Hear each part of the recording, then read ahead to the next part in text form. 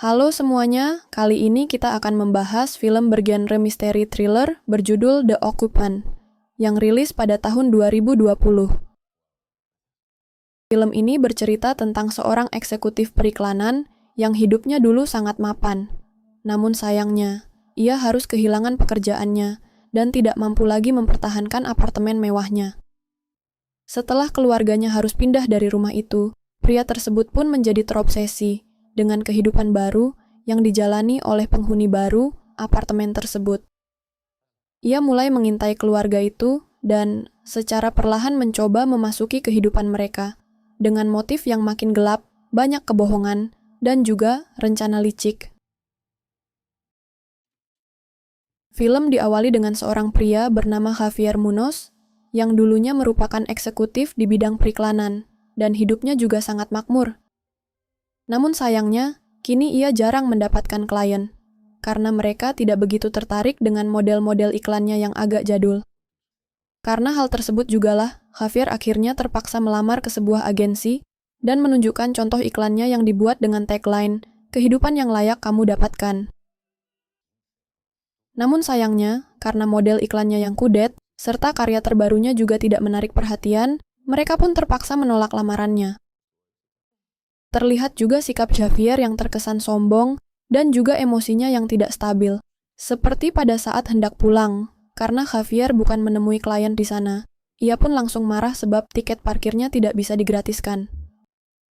Untungnya salah satu perekrut tadi langsung membantunya, guna menghindari keributan yang berlanjut. Javier kini masih tinggal di sebuah apartemen mewah bersama istrinya bernama Marga dan juga anaknya yang bernama Dani. Marga yang mengetahui karir suaminya yang mulai redup berusaha menyarankan Javier untuk pindah ke sebuah rumah susun di daerah El Carmel. Dikarenakan kini mereka sudah mulai kesulitan membayar sewa apartemen, belum lagi biaya kebutuhan hidup yang cukup mahal. Meskipun rusun yang ditinggali nanti sangat kecil, namun setidaknya mereka tidak perlu memikirkan biaya sewa setiap bulan, karena rumah itu sudah milik mereka. Javier juga bisa menjual mobilnya dan bisa berkeliling mencari kerja ataupun klien menggunakan kereta ataupun kendaraan umum. Javier pun tampak sangat berat meninggalkan apartemen mewahnya, apalagi lokasinya yang sangat strategis di kota Spanyol. Namun ia akhirnya setuju dan berusaha memberikan pengertian kepada Dani, yang malu dengan teman-teman sekolahnya karena harus pindah ke rumah susun. Malam harinya, Javier pun terpaksa memecat pembantunya bernama Araceli, yang sudah bekerja sangat lama dengan mereka. Araceli pun merasa terpukul dan hanya bisa menangis. Namun anehnya, ketika Javier meminta kembali kunci apartemennya, ia malah marah dan langsung melemparkan kuncinya tersebut. Keesokan harinya, Javier pun menikmati pemandangan apartemen mewahnya untuk yang terakhir kali, dan mereka sekeluarga akhirnya pindah ke rumah susun di El Carmel, yang pemandangan dari jendelanya sangat amat berbeda dengan apartemen sebelumnya. Setelah itu, Javier mulai sering mengikuti kelas pelatihan acara motivasi, sambilan mencari kerja ke berbagai perusahaan. Namun sayangnya, ia selalu ditolak karena ide-idenya yang sudah tidak relevan dengan zaman modern. Sedangkan Marga yang kini bekerja sebagai pegawai toko baju, demi menambah pemasukan untuk biaya hidup mereka. Hingga suatu hari, tampak Javier yang sedang melamar di perusahaan milik teman sekolahnya dulu bernama Dario. Tanpa melihat berkas dan portofolionya, Dario langsung menerima Javier karena ia sudah mengikuti karirnya dari dulu, dan kemudian bertanya kapan ia bisa mulai bekerja. Setelah itu, Dario yang hendak rapat pun langsung meninggalkan Javier kepada asistennya. Namun anehnya, saat hendak menandatangani surat kontrak, betapa kagetnya Javier saat melihat isinya tersebut adalah surat magang selama 3 bulan tanpa digaji. Ternyata Dario sengaja menerima lamaran Javier, karena ia menganggap Javier mau bekerja gratis untuknya. Mendengar hal tersebut, Javier pun mengamuk dan langsung menendang-nendang mobil BMW-nya tersebut hingga penyok. Lalu setelah itu, Javier yang melihat kunci apartemennya pun mendatangi apartemen mewahnya, yang kini sudah ditinggal oleh penghuni baru. Keesokan paginya, Javier pun kembali ke sana, dan setelah melihat keluarga tersebut pergi, ia pun diam-diam masuk melalui pintu garasi yang kuncinya masih ia simpan. Ketika ia hendak masuk ke kamar apartemennya, anjing di seberangnya tiba-tiba menggonggong. Namun, Untungnya Javier berhasil masuk ke dalam sebelum ketahuan. Apartemennya kini dihuni oleh sebuah keluarga yang suaminya bernama Thomas, lalu istrinya bernama Lara, dan juga anak mereka bernama Monica. Javier pun langsung membuka jendela apartemennya itu, setelah itu ia bersantai sambil makan, dan akhirnya masuk ke kamar Dani, yang kini sudah menjadi kamar Monica yang dipenuhi piala senam ritmik. Sepulangnya ke rumah, demi menyenangkan hati Dani, Javier pun mengajaknya untuk lari sore di sekitaran sana. Namun karena Dani jarang olahraga dan Javier yang terus memaksanya berlari, Dani pun sampai muntah di jalanan. Ketika pulang, Marga pun langsung marah karena Javier terlalu memaksa Dani. Namun menurut Javier, itu semua demi kebaikan Dani, karena tubuhnya yang obesitas sampai ditertawakan teman-temannya. Javier juga menyinggung Marga yang bekerja sebagai pegawai toko, yang membuatnya tampak kesal dan menyuruh Javier pergi keluar untuk menenangkan dirinya. Namun lagi-lagi, Javier kembali berakhir di depan apartemen lamanya. Keesokan paginya, ketika keluarga Thomas sudah pergi, Javier pun kembali menyelinap masuk ke apartemen untuk mencari tahu informasi tentang keluarga Thomas. Mulai dari surat-surat bank hingga nomor kantornya Thomas. Ia juga menemukan informasi bahwa Thomas ternyata adalah seorang pecandu alkohol. Bahkan keluarganya itu pernah kecelakaan akibat Thomas yang nyetir dalam kondisi mabuk sehingga SIM-nya diblokir selama 1 tahun. Selain itu, Javier juga menemukan jadwal Thomas yang mengikuti sebuah perkumpulan untuk orang-orang yang kecanduan alkohol. Malam harinya, Javier lalu membuntuti Thomas dan ikut dalam perkumpulan tersebut yang diadakan di sebuah gereja. Setelah pertemuannya selesai, Thomas yang merasa simpati lalu memotivasi Javier untuk berhenti kecanduan, karena ia ternyata sudah tidak minum alkohol lagi selama 1 tahun. Merasa ingin lebih akrab dengan Thomas, Javier pun mengajaknya untuk lanjut mengobrol di sebuah kafe. Sesampainya di sana, mereka pun membahas tentang pekerjaan, dan usut punya usut, ternyata Thomas bekerja sebagai wakil direktur di perusahaan transportasi terbesar nomor 2 di Spanyol, yang membuat istrinya merasa Thomas jarang menghabiskan waktu bersama keluarga karena kesibukannya. Sebelum pulang, Javier pun meminta Thomas untuk membimbingnya agar pulih dari kecanduan alkohol. Awalnya Thomas menolak karena ia sangat sibuk dengan pekerjaannya. Namun karena Javier beralasan jika ia baru pindah ke daerah sana dan tidak punya kenalan siapa-siapa, Thomas pun akhirnya setuju untuk membantunya. Ketika pulang, Javier pun beralasan ke Marga jika ia sekarang mengikuti kelas marketing yang diadakan malam hari. Keesokan paginya, Javier kembali menyelinap masuk ke apartemen lamanya. Namun kali ini, ia sudah meletakkan daging di depan gedung apartemen, agar bisa mengeliminasi anjingnya tersebut. Sesampainya di kamar Thomas, ia pun langsung mengganti jadwal menjemput Monica mundur 1 jam, yang mana kalender tersebut tersinkron ke ponselnya langsung. Lalu malam harinya, Thomas pun telat menjemput Monica, yang akhirnya dijemput dulu oleh Lara. Sedangkan Javier tampak sangat menikmati drama tersebut dari dalam kafe dekat sana. Keesokan harinya, setelah selesai dari pertemuan tersebut, Javier dan Thomas pun lanjut minum kopi di kafe. Thomas lalu bercerita jika ia sempat bertengkar dengan istrinya karena telat menjemput putrinya. Javier pun berusaha menghiburnya dan mengatakan bahwa ia juga telah cerai dari istrinya, kini hidup sendiri karena anaknya dibawa oleh sang istri. Sejak saat itu, hubungan mereka pun tampak mulai dekat, hingga Thomas yang menganggap Javier sebagai temannya. Thomas yang merasa iba karena Javier kini hidup sendirian, akhirnya mengundangnya untuk makan malam di apartemennya. Beberapa hari setelahnya, Javier pun datang untuk makan malam bersama keluarga Thomas. Ia pun menekan ke unit apartemen lamanya untuk memberitahu Thomas jika ia sudah sampai di sana. Namun tak lama setelah itu, tiba-tiba saja tukang kebun apartemen bernama Damian yang datang menyapanya. Javier pun tampak panik, sambilan basa-basi dengan Damian. Ia pun mengatakan jika ia ke sana untuk mengambil surat-surat yang masih dikirim ke alamat lama mereka.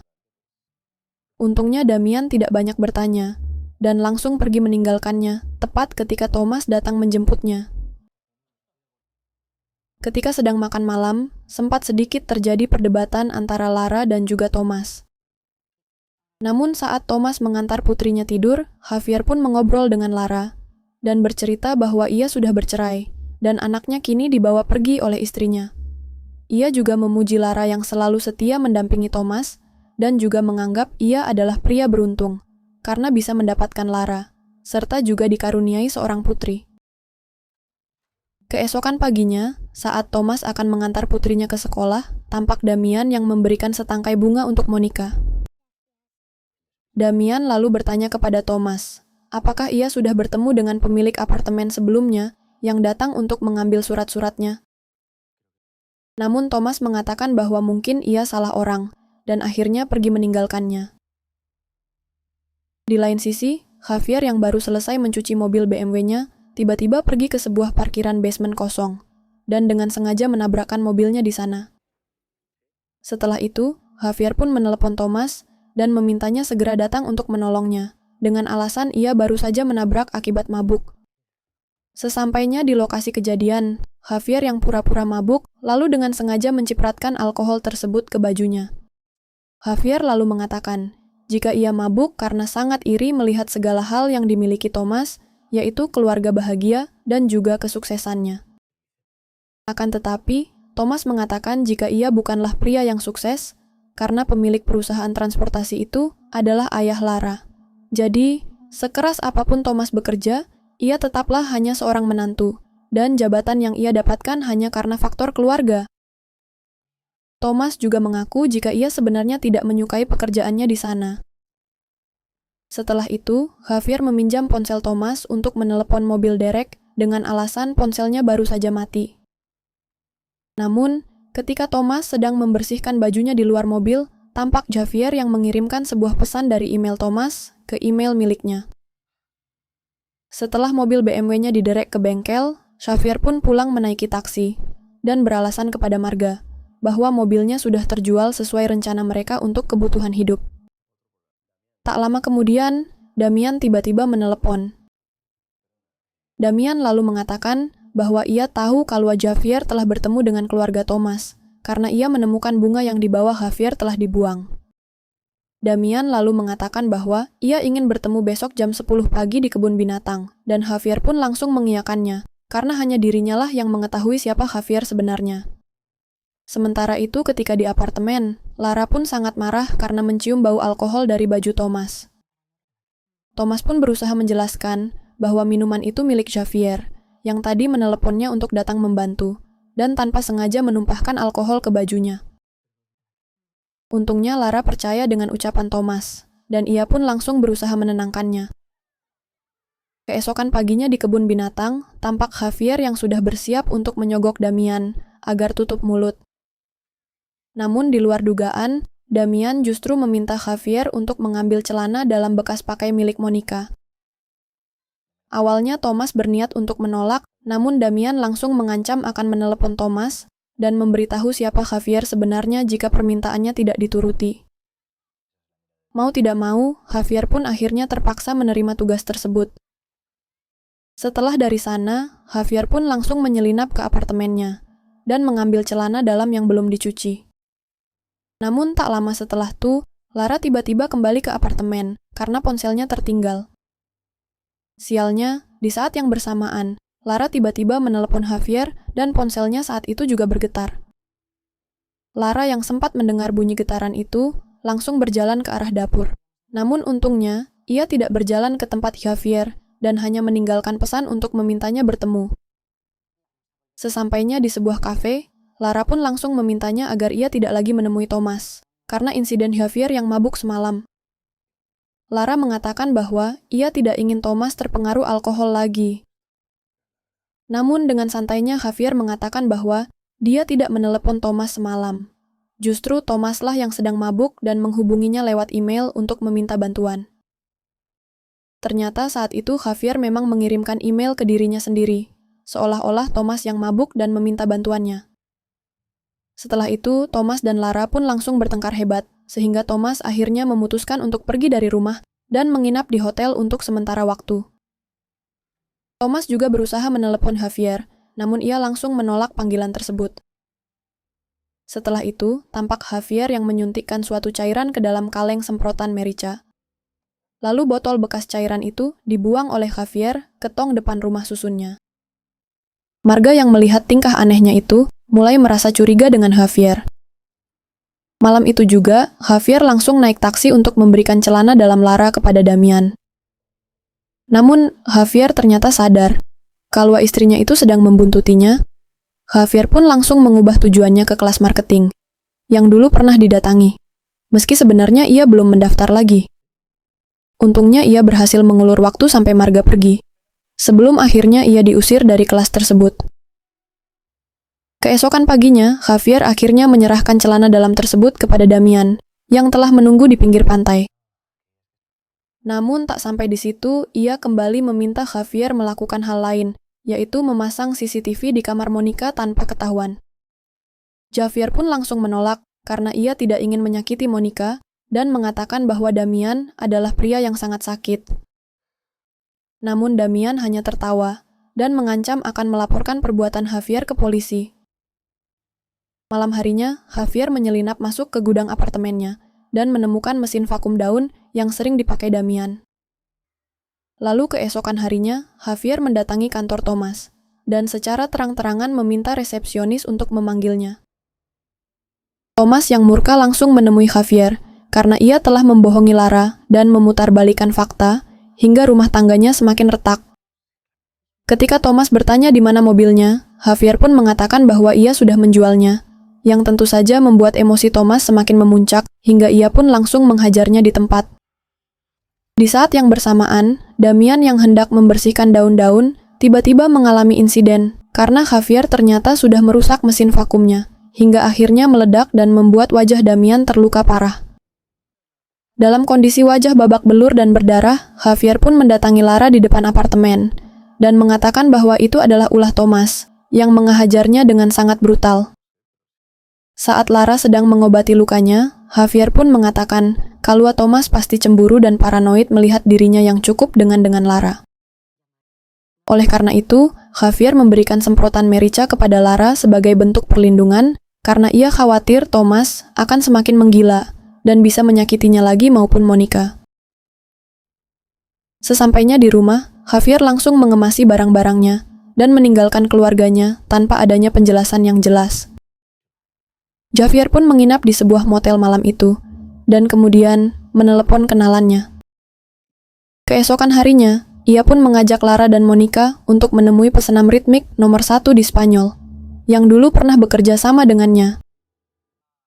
Setelah berfoto bersama, Javier pun mengirimkan foto tersebut ke Thomas, yang membuat dirinya semakin emosi. Pertemuan itu sangat berkesan bagi Monica, dan ia perlahan berusaha memenangkan hati Lara. Sesampainya di apartemen, Thomas yang mengawasi mereka dari mobil, langsung kembali ke apartemen dalam keadaan emosi, dan menuduh kalau Lara sudah berselingkuh dengan Javier selama ini. Lara yang ketakutan pun langsung mengambil semprotan merica, dan menyemprotnya ke Thomas. Namun tak lama setelah itu, Thomas tiba-tiba terkapar dan langsung meninggal di tempat. Lara yang panik pun langsung menelepon Javier, dan mengatakan bahwa ia sudah membunuh suaminya. Setelah menenangkan Lara, Javier pun langsung menelepon 911, sambilan mengganti semprotan merica yang telah disabotase dengan yang asli, agar kejadiannya tampak seperti kecelakaan. Namun ternyata Thomas sempat tersadar.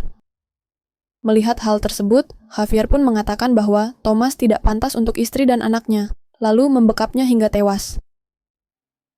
Kematian Thomas pun akhirnya dianggap sebagai kecelakaan akibat pertengkaran rumah tangga.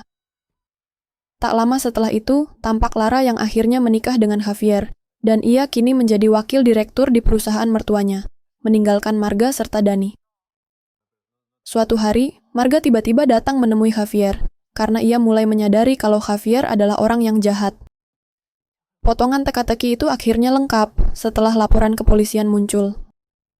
Ternyata penyebab kematian Thomas adalah karena ia ternyata alergi terhadap semprotan merica yang telah disabotase dengan ekstrak kacang. Setelah berbulan-bulan merenung, Marga akhirnya memutuskan untuk melapor ke polisi. Namun Javier justru menantangnya, mengancam akan menutup rekening atas nama Dani, menjual rumah susun, dan menyewa pengacara termahal agar Marga menghabiskan hidupnya di jalanan. Di akhir cerita, tampak Javier pulang ke rumah mewahnya bertemu Lara dan Monica. Mereka terlihat hidup bahagia, dan dari jendela rumahnya, Javier bisa menikmati pemandangan yang jauh lebih indah dibanding apartemen lamanya.